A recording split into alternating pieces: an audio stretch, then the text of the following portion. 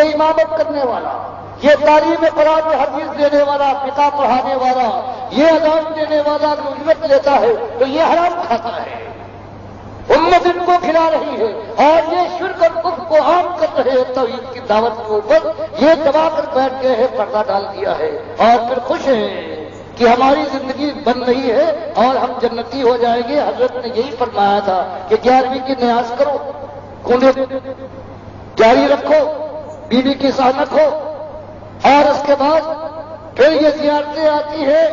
غوث کو پکارو، ان کے نام پر چڑھاوے چڑھاؤ، اس کے بعد پھر اس دنیا میں بھی خون برسے گا، اور اس کے بعد یہ تم کو اپنے ساتھ جنت میں لے جائیں گے، تمہارے بغیر نہ جائیں گے۔ یہ آج کا دین ہے، یہ قرآن و حدیث کا دین نہیں۔ اللہ کے رسول صلی اللہ علیہ وسلم نے فرمایا ہے کہ دیکھو میں 2 چیزیں چھوڑ کر جا رہا ہوں، یہ قرآن اللہ کی کتاب ہے اور یہ میری سنت ہے، بس۔ انہوں نے قرآن کو بدلا، اگر یہ تفسیر نہ کرتے، قرآن ہر جگہ توحید سے بھرا ہے، ان کی تفسیر نے اس میں شرک داخل کر دیا۔ سنت ہر جگہ اللہ کے نبی صلی اللہ علیہ وسلم کے طریقے کو بتاتی ہے، انہوں نے اس کے اندر اس کی تفسیر بیان کر کے بدعتیں بھری ہے۔ آج دیکھو ہر طرف بدعتوں کا بھی زور ہے، شرک تو ہے ہی، اب کیا روئے بدعتوں کا؟ کیا حضرت بلال حبشی نے جب اذان شروع کی، اللہ کے نبی صلی اللہ علیہ وسلم کے سامنے ان کے کانوں میں پڑنے والی آواز تو اللہ اکبر سے پہلے کبھی نہیں انہوں نے یہ درود سلام پڑھا۔ درود سلام کے موقع ہے، حضرت اللہ ابن عمر کی روایت، جو ان کے پاس ایک صاحب بیٹھے ہوئے تھے، ان کو چھینک آئی، انہوں نے کہا الحمدللہ والسلام علی رسول اللہ، کہ الحمدللہ اور سلامتی ہو اللہ کے رسول صلی اللہ علیہ وسلم۔ حضرت عبداللہ ابن عمر نے سننے کے بعد کہا اس کے آگے یہ بھی تو بڑھا دیا، اللہ ابی تو امی، یہ بھی تو کہے کہ تیرے باپ کے اوپر تیری ماں کے اوپر سلامتی ہو۔ کس انداز سے کہا تھا وہ گھبرا گئے، اور انہوں نے کہا کہ مجھ سے کیا غلطی ہوئی شیخ، میں تو سلامتی کی بات کی ہے۔ کہا ہاں سلامتی کی بات جب موقع ہوتا تھا ہم بھی کہتے سلام السلام، لیکن اس موقع پر اللہ کے نبی صلی اللہ علیہ وسلم نے الحمدللہ بتایا ہے، تم نے اپنی طرف سے پڑھا دیا۔ اس کا مطلب یہ کوئی کہے یہ اچھا ہے، یعنی نبی سب سے زیادہ ہی جاننے والے علم والے ہیں، نبی سب کو معلوم نہیں تھی تو یہ بدعت ہے، اس وقت یہ کفر بن جاتی ہے، اور آج دنیا میں ہر جگہ یہی ہے۔ ایک اللہ کے نبی صاحب کہہ دے، اور ہمیشہ فرض نماز کے بعد ایک مرتبہ بھی انہوں نے مل کر دعا نہیں مانگی، لیکن یہ جو جمع کرنے والے ہیں پیسے، وہ صدیوں سے بات کہنے والے ہیں کہ یہ ضرورت ہے تم نے یہ نہیں کیا یہ کرو، یہ جمع کرتے روکتے ہیں، اور جب تک مل کے یہ ہاتھ اٹھا کر دعا نہ کر لیں ان کا پیٹ نہیں بھرتا۔ قرآن کو بدلا، حدیث کو بدلا، سنت کو بدل ڈالا، اور پھر امت ہے ان کو پیشوا مانتی ہے، ان کو لے کر چلتی ہے۔ اللہ فرماتا ہے کہ دیکھو جو طاغوت کو جس نے دین بدلا ہے اس کو اپنا پیشوا اور کارساز اور اپنا بڑا اور امام مانے وہ کافر ہے۔ اللہ فرماتا ہے والذین کفروا اولیاءہم الطاغوت، جو طاغوت کو اولیاء بنائے، جنہیں دین کو بدلا ہے، ان کو اپنا رہنما بنائے، امام بنائے، تو مالک کا فتویٰ لگتا ہے کہ وہ کافر ہے۔ اور مالک فرماتا ہے جو وَمَن يَكْفُرْ بِالطَّاغُوتِ وَيُؤْمِن بِاللَّهِ فَقَدِ اسْتَمْسَكَ بِالْعُرْوَةِ الْوُثْقَىٰ لَا انفِصَامَ لَهَا، اور جو ان طاغوت کفر کرے اور صحیح اسلام کے حلقے کو پکڑے تو اس نے ایک مضبوط حلقہ پکڑا ہے۔ آج یہ امت ہے یہ کفر اور شرک میں پوری طرح سے شرابور ہے۔ آج اس کے یہاں سنت کا نام میں نماز بھی پڑھتی ہے، لیکن اللہ فرماتا ہے اگر ایمان کے ساتھ ایمان پکا نہ ہو، وَمَن يَعْمَلْ مِنَ الصَّالِحَاتِ مِن ذَكَرٍ أَوْ أُنثَىٰ وَهُوَ مُؤْمِنٌ، مالک نے بتایا تمہارے یہ سر کو بار بار رکھتے رہو، 5 وقت 10 وقت رکھ دو، تم بھوکے پیاسے مرتے رہو، تم حج کے لیے ریگستانوں کو طے کرنا، ہم تمہارے کسی عمل کا لاکھوں تم صرف کر دو، ہمارے یہاں کوئی قیمت نہیں اٹھے گی۔ ہمارے یہاں قاعدہ یہ ہے وَمَن يَعْمَلْ مِنَ الصَّالِحَاتِ مِن ذَكَرٍ أَوْ أُنثَىٰ وَهُوَ مُؤْمِنٌ، ہمارے ساتھ ہمارے دربار میں یہ ہے کہ نیک عمل کرنے والا اگر ایمان ہے اس کے اندر تب اس کی ہم قیمت اٹھائیں گے۔ اور آج یہ عقیدہ ہے کہ اللہ کے نبی صلی اللہ علیہ وسلم زندہ ہیں، یہ غوث ہے، یہ قبریں ہیں، ان کے اندر رہنے والا سب کچھ جانتا ہے، یہ مشکل کشا ہے، اور پھر یہ نماز پڑھتے ہیں۔ اللہ فرماتا ہے ان کی نماز کا عالم یہ ہوگا کہ عاملۃ الناصبہ تصلی نارا حامیہ، یہ عمل بھی کریں گے، تھک بھی جائیں گے، لیکن آخر کار جہنم کی آگ کا ایندھن بننے والے ہیں۔ تو یہ ایک بات صاف اور کھڑی آپ کے سامنے ہے، قرآن و حدیث کی پورے دلائل کے ساتھ، یہ آپ کی مرضی،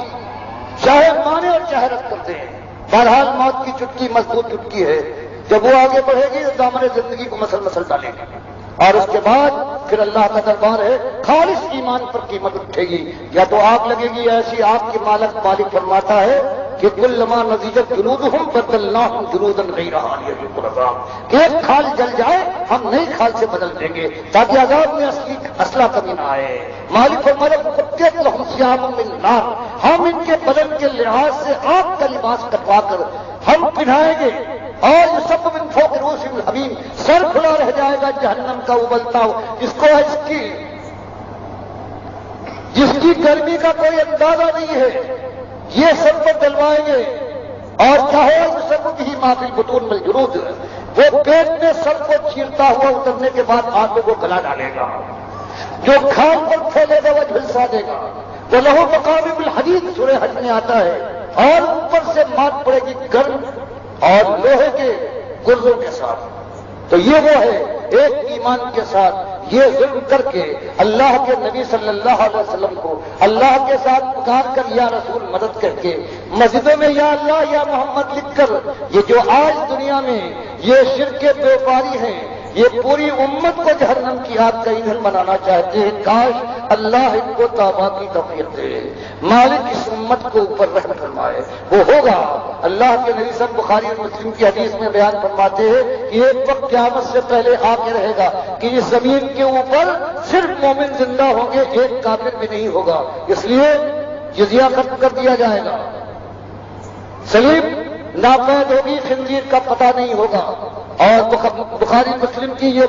دونوں کی حدیث ہے، مسلم میں ایک اضافہ ہے، 7 سال اس زمانے میں ایسے گزریں گے کہ سارے مومن ہوں گے اور 2 مومنوں میں کوئی لڑائی، کوئی جھگڑا، کوئی بغض، کوئی حسد بات نہ پا سکے گا۔ اس کے بعد پھر شیطان کا وار ہوگا، پھر کفر شرک پھیلے گا، ایک وقت آئے گا کہ ہوا چلے گی مالک کی طرف سے، اور جو مومن ابھی تک ہے کافر مشرک نہیں ہوئے ہیں ان کو وہ کہیں بھی ہو جا کر چھو لے گی اور وہ بچ جائے گی۔ اب جو کافر مشرک بنتے ہیں بس یہ باقی ہوں گے، اللہ ان کے اوپر دنیا بے حساب بے انتہا نشاور کر ڈالے گا، اور یہ پھر گدھوں کی طرح سے ایک دوسرے پر پل پڑیں گے اور اپنی خرمستیوں میں یوں ہی مگن ہوں گے کہ پھر بس دفقہ السور، اور پھر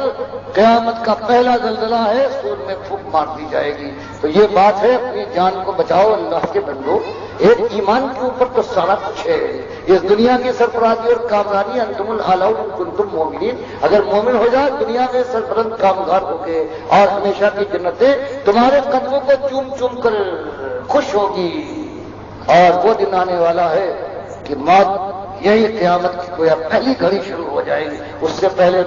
انتظام کر لو، توبہ کرنے کے بعد ایک مرتبہ صرف دل سے ساری پرانی خطاؤں کی کفر سب سے پہلے، اس کے بعد جتنی اور کمیاں ہیں ان سے توبہ کر کے پھر ارادہ کر لو کہ اللہ مالک اب تیرے راستے پر چلے گئے، اب ان گمراہ کرنے والے پیروں اور مولویوں کی اور جو کتابیں انہوں نے پھیلا رکھی ہیں ہم ان کی بات نہ مانیں گے، تو پروردگار کا وعدہ ہے فَأُولَٰئِكَ يُبَدِّلُ اللَّهُ سَيِّئَاتِهِمْ حَسَنَاتٍ وَكَانَ اللَّهُ غَفُورًا رَحِيمًا، کہ ایسے لوگوں کے مالک ساری پرانی خطائیں چاہے وہ کفر اور شرک کی پہاڑوں کی ایسی غلطیاں ہوں، اللہ ان کو اسی کے مطابق اسی مقدار کی نیکیوں سے بدل دے گا، اس لیے کہ اللہ غفور الرحیم ہے۔ اللہ کے بندو، یہ ایک حقیقت ہے قرآن حدیث کی، میری بات نہیں، تمہارے مالک کی بات ہے جو اس نے اپنی کتاب اور اپنے آخری رسول صلی اللہ علیہ وسلم کے ذریعے سے بتائی ہے۔ صحابہ نے عمل کیا، اللہ نے وعدہ پورا کر دیا۔ ہم اور ہم سے پہلے جو صدیوں سے لوگ ہمارے بزرگ تھے وہ گزرتے رہے ہیں، جہنم کی آگ میں اترتے رہے ہیں، ان کو اتارنے والے یہی ہیں، یہی پیر مولوی جن کو امت پالتی ہے اپنے پیسے سے، اور پھر وہ سانپ کی طرح سے دودھ پیتے ہیں اور پرکھ کر وہی کاٹتے ہیں۔